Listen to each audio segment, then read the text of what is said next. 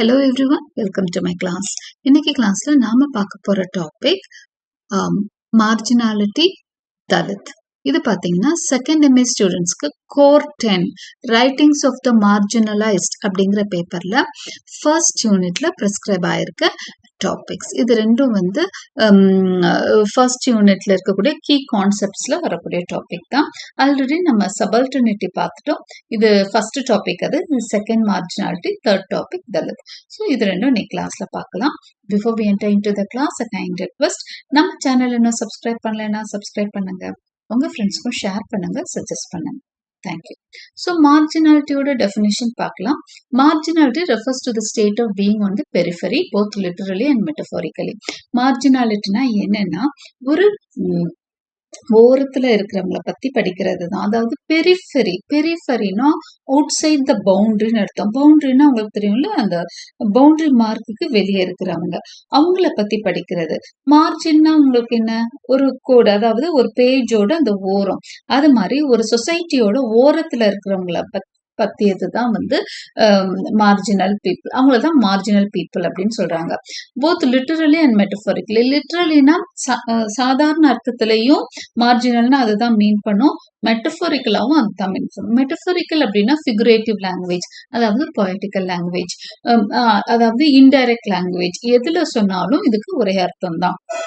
It involves the exclusion of certain groups or individuals from the dominant social, economical or political frameworks. So இந்த marginality எதை பத்தி பேசுது அப்படின்னு சொன்னா, exclusion of certain groups. ஒரு சில groups, ஒரு சில மக்களை, அதாவது ஒரு group of people, இல்லைன்னா ஒரு சில individuals, ஒரு social dominant people இருக்கிறாங்களே, ஒரு சொசைட்டில இருக்கக்கூடிய ஸ்ட்ராங்கான மக்கள் இருக்காங்களே, ரொம்ப influential people, அவங்கள இருந்து தள்ளி வைக்கிறது தான் வந்து மார்ஜினல் பீப்புள் சொல்றோம். அதாவது சொசைட்டியோட ஓரத்துல இருக்கிறவங்க, அவங்களுக்கு எந்த இம்பார்ட்டன்ஸுமே இருக்காது, அவங்கள பத்தி பேசுறதும் படிக்கிறதும் தான் marginality. Okay. So post colonial லிட்ரேச்சர்ல இதை நம்ம அதிகமா படிப்போம். In post colonial literature, this often includes the experiences of those who are oppressed, silenced or marginalised by colonial powers or by the new elite that rises in post colonial societies.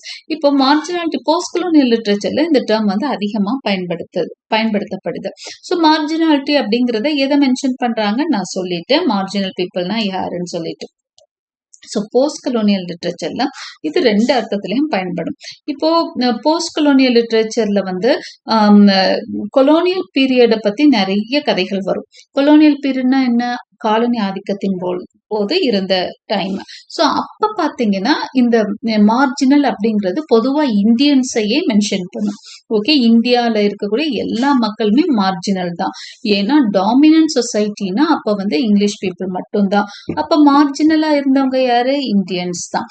அப்போ post colonial லிட்ரேச்சர்ல colony ஆதிக்கத்தை பத்தி படிக்கிறப்போ Indians ஃபுல்லாவே oppressed, silenced, marginalised by the colonial powers. எல்லாருமே அமுக்கப்பட்டவங்க தான். யாருனால, colonise பவர்னால. அதனால அவங்க எல்லாமே மார்ஜினலைஸ் சொல்றோம். ஆனா ஆஃப்டர் இண்டிபெண்டன்ஸ் பத்தி அந்த கதைகள்லாம் வருது இல்லையா, அதுல வந்து இந்த new elite that rises in post colonial societies.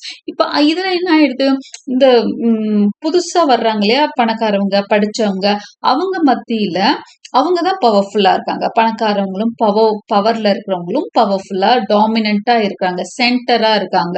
அப்போ மார்ஜினலா யார் போறா அப்படின்னு சொன்னா, இந்த கொஞ்சம் அப்ரெஸ்ட் பீப்புள் தான் மார்ஜினாலிட்டிக்கு போறாங்க.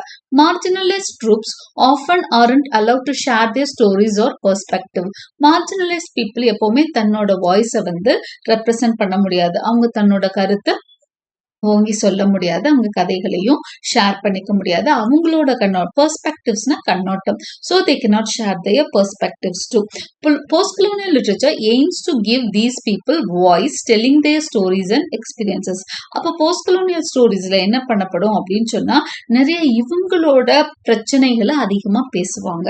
அப்ப அவங்களோட வாய்ஸா அந்த ஸ்டோரிஸ் அமையும். ஓகே, அவங்களால பேச முடியாது இல்லையா, ஸோ அந்த ரைட்டர்ஸ் அவங்களோட வாய்ஸ் மாதிரி பேசுறாங்க. போஸ்ட் கொலோனியல் லிட்ரேச்சர் எய்ம்ஸ், அதோட கோல் என்னவா இருக்கு, டு கிவ் தீஸ் பீப்புள். நான் சொன்னேன் கொலோனியல் லிட்ரேச்சர்ல பாத்தீங்கன்னா இந்தியன்ஸே வந்து மார்ஜினல்னு ஆயிடுறாங்க. அப்ப இந்தியன்ஸோட வாய்ஸ் பத்தி பேசும். இப்போ பாத்தீங்க அப்படின்னு சொன்னா போஸ்ட் கொலோனியல் லிட்ரேச்சர்ல ரொம்ப அடிமட்டத்துல இருக்கிறாங்க இல்லையா, ரொம்ப புவரா இருக்கிறவங்களோட பிரச்சனைகளை பத்தியும் பேசும். இல்லைன்னா யாரை பத்தி பேசும் அப்படின்னு சொன்னா அவுட்காஸ்டா இருக்கிறவங்கள பத்தியும் பேசும், அவங்களோட எக்ஸ்பீரியன்சஸ் பத்தியும் பேசும். இதெல்லாம் மார்ஜினலைஸ்ட் லிட்ரேச்சரா வரும். அடுத்ததா தலித் அண்ட் தலித் லிட்ரேச்சர், இந்த டாபிக்கும் நம்ம பார்க்க போறோம். Okay, the term Dalit means ரெண்டும் கிட்டத்தட்ட ஒண்ணுதான்னா கூட இதுல இன்னும் கொஞ்சம் வேரியேஷன். மார்ஜினல்னா ஒரு ரொம்ப ஏழையா இருக்கவங்க எல்லாமே மார்ஜினல்ல போயிடுவாங்க. அதே மாதிரி நான் சொன்னேன் கலோனியல் பீரியட்ல இந்தியன்ஸ் எல்லாமே மார்ஜினல் அப்படின்னு சொன்னேன். ஓகே, போஸ்ட் கொலோனியல் பீரியட்ல அதுக்கான மீனிங் மாறிடுச்சுங்கிறது வேற விஷயம். கொலோனியல் பீரியட்ல இந்தியன்ஸ் எல்லாருமே மார்ஜினல். அதுக்கப்புறம் என்னது, ஒடுக்கப்பட்டவங்களை மட்டும் மார்ஜினல் சொல்றோம். தலித்ல என்னன்னா இது வந்து ஒரு குறிப்பிட்ட சமுதாய மக்களை மென்ஷன் பண்றதுதான் தலித். தலித் லிட்ரேச்சரும் அவங்கள பத்திய கதைகளை படிக்கிறது தலித் லிட்ரேச்சர்னு வருது. The term Dalit means oppressed, broken, crushed to the extent of losing original identity. தலித்துக்குன்னு ஒரு மீனிங் இருக்கு. அதுக்கு என்ன மீனிங் அப்படின்னா அப்ரெஸ்ட். அப்ரெஸ்ட்னா அடக்குமுறை, அடக்கப்பட்டவங்க. புரோக்கன்னா உடைந்து போனவர்கள். கிரஷ்ட்னா நசுக்கப்பட்டவர்கள். இவங்களை பத்தி படிக்கிறது. இவங்களை தான் தலித்துன்னு சொல்றோம். அவங்க they are crushed to the extent of losing original identity. அவங்களோட ஐடென்டிட்டியே போற அளவுக்கு அவங்க வந்து அமுக்கப்படுறாங்கன்னு சொல்றாங்க. Dalitla. Dalit also called outcast. It is a self-designation for a group of people traditionally regarded as untouchables. So, இந்த Dalits அப்படிங்கிறவங்க யாரு அப்படின்னு சொன்னா அவங்கள அவுட்காஸ்டா பார்ப்பாங்க. ஒதுக்கி வச்சவங்க, தள்ளி வச்சவங்கன்னு சொல்றாங்க. காஸ்ட்ல இருந்து காஸ்ட் சிஸ்டம்ல தள்ளி வச்சவங்கள அவங்க யாரு அப்படின்னா a group of people. அவங்கள untouchablesனு கூட ஆரம்ப காலங்கள்ல சொல்லிட்டு இருந்தாங்க. Okay, Dalits are a mixed population of numerous caste groups all over India, South Asia and all over the world. Dalits எங்கெல்லாம் இருக்காங்க, இந்தியால மட்டும்தான் இருக்காங்கன்னு இல்ல, இந்தியால நிறைய கேஸ்ட் தலித்ஸ்ன்னு சொல்றோம். அது மட்டும் இல்லாம சவுத் ஏசியாலையும் இது மாதிரி தலித் நிறைய இருக்காங்க. ஓவரால் இந்த வேர்ல்டுலயே இருக்காங்க. Dalits are at the bottom of the caste hierarchy and over the centuries have faced discrimination. ஸோ தலித்ஸ் வந்து ஹையரார்கி சிஸ்டம், அதாவது caste ஹையரார்கியா இருக்கட்டும், கிளாஸ் ஹையரார்கியா இருக்கட்டும், கீழ் நிலையில இருக்கிறவங்கள தான் தலித்ன்னு சொல்றோம். ஓகே, இவங்க தான் இல்ல, ஒரு ஹையரார்கி, ஒரு ரேங்க் சிஸ்டம். ஹையரார்கினா ரேங்க் சிஸ்டம். மேல இருக்கிறவங்க எல்லாம் வந்து டாப்ல இருப்பாங்க ஹையரார்கில, கீழே இருக்கிறாங்க இல்லையா அவங்களதான் வந்து நம்ம என்னன்னு சொல்றோம், தலித்ன்னு சொல்றோம். காஸ்ட் ஹையரார்கில கீழே இருக்கிறவங்கள தலித்ன்னு சொல்றோம். And over centuries they have face discrimination. இப்போ பாகுபாடு, அவங்க கிட்ட டிஸ்கிரிமினேஷனா பாகுபாடு பாக்குறது, அவங்க கிட்ட ரொம்ப வேறுபாடு பார்த்து அவங்கள ஒதுக்கி வச்சிருக்கு சொசைட்டின்னு சொல்றாங்க. Dalit literature is a genre of Indian writing that focuses on the lives, experiences and struggles of the Dalit community who have faced caste-based oppression and discrimination for centuries. Dalit literature ஒரு genre தான், Indian ரைட்டிங்ல ஒரு ஜான்ரானா என்ன அப்படின்னா ஒரு பிரிவு. Okay, so இந்த Dalit literature எதை focus பண்ணுது, எதை பத்தி பேசுது அப்படின்னு சொன்னா lives, experiences and struggles of Dalit community. Dalit community நம்ம பார்த்துட்டோம், காஸ்ட்ல ஒரு சில குரூப்பை வந்து தலித்னு சொல்றாங்க இல்லையா, அவங்களோட லைஃப்ஸ் பத்தியும் அவங்களோட எக்ஸ்பீரியன்சஸ் பத்தியும் அவங்களோட ஸ்ட்ரகிள்ஸ் பத்தியும் பேசுறது தான் தலித் கம்யூனிட்டி. இவங்க வந்து they would have faced caste based oppression and discrimination for centuries. அவங்க வந்து நிறைய இனப்பாகுபாடுனால அவங்க ரொம்பவே அப்ரெஸ் பண்ணப்பட்டிருப்பாங்க, ஒடுக்குமுறைக்கு ஆளாகப்பட்டிருப்பாங்க, டிஸ்கிரிமினேஷனும் அவங்க மேல நிறைய இருந்திருக்கும். The movement originated in response to the caste-based social injustice in mid-20th century independent India. Independent Indiaல தான் இந்த மூவ்மெண்ட் வந்து உருவாச்சு. தலித் மூவ்மெண்ட் மாதிரி ஒன்று உருவாச்சு. இது எப்போ உருவாச்சு, எதுக்காக உருவாச்சுன்னா caste based social injusticesக்கு எதிராக உருவாச்சு. caste basedனா ஜாதிய ரீதியான ஒரு சோஷியல் இன்ஜஸ்டிஸ் நடக்கிறப்போ அதுக்கு எதிராக உருவானது தான் இந்த Dalit movement. Since then it has spread across various Indian languages critiquing caste practices. So அப்ப இருந்து தலித் லிட்ரேச்சர் ரொம்பவே famous all over Indian languages. எல்லா இந்தியன் லாங்குவேஜஸ்லயும் தலித் லிட்ரேச்சர் உண்டு. கிரிட்டிக்கிங் காஸ்ட் ப்ராக்டிசஸ், அந்த தலித் லிட்ரேச்சரோட முக்கியமான ஒரு நோஷனா இருக்கிறது கிரிட்டிக்கிங். அது வந்து கொஸ்டின் பண்ணும், இல்லைன்னா அத விளக்கங்கள் கேட்கும் அபவுட் caste practices. Okay, இதுதான் Dalit literature. So Dalit and Dalit literature பார்த்துட்டோம், மார்ஜினாலிட்டி பார்த்துட்டோம், அடுத்து ரெசிஸ்டன்ஸ். சரி, இவங்களுக்கு வந்து இதுதான் நிலைமையா அப்படின்னா, marginalized people and Dalits find ways to resist and fight back against the oppression. அப்படி இல்லைங்கிறாங்க.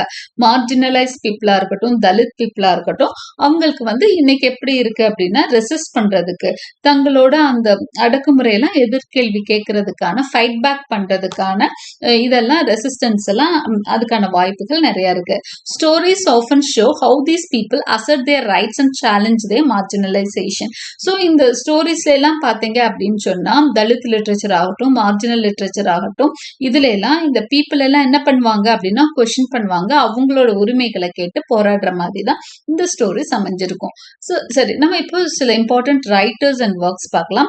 Chinua Achebe's Things Fall Apart shows how African societies and individuals are affected by European colonization. நான் சொன்னேன் இல்லையா, மார்ஜினாலிட்டியில இது வந்துடும். அப்ப யூரோப்பியன் பவர்ஸ் கூட compare பண்றப்ப அங்க இருந்த ஆப்பிரிக்கன்ஸ் எல்லாமே மார்ஜினல்ஸ்.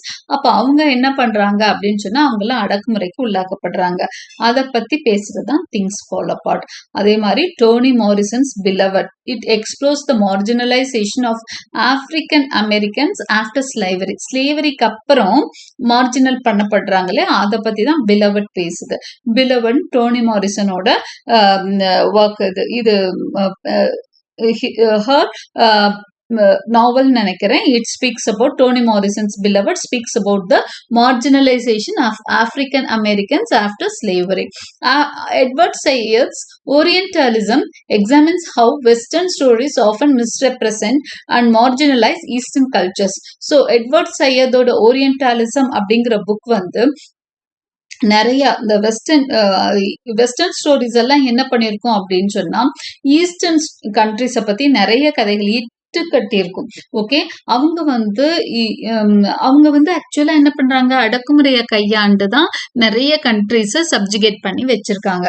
அப்போ அவங்களோட சப்ஜுகேஷன் நியாயப்படுத்துறதுக்காக, அவங்களோட இந்த வெஸ்டர்ன் குரூப்ஸ்க்கு மத்தியில நியாயப்படுத்துறதுக்காக, இவங்களுக்கு எல்லாம் ஒண்ணுமே தெரியாது, இவங்க எல்லாம் காட்டு மிராண்டிய மாதிரி இருப்பாங்க, இந்தியா மாதிரி சவுத் ஆப்பிரிக்கா மாதிரி கண்ட்ரிஸ்ல இருக்கிறவங்க எல்லாம் ஒரு படிப்பறிவு இல்ல, காட்டு மிராண்டித்தனமா இருக்காங்க, அவங்களுக்குலாம் நாங்க புத்தி சொல்லதான் அவங்களை அடக்கி வச்சிருக்கோம் அப்படிங்கிற மாதிரி கதைகள் வந்து சொல்லியிருப்பாங்க. இதெல்லாம் டிஸ்கஸ் பண்றாரு Edward Said in his orientalism.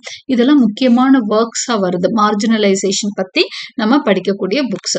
Okay, conclusion.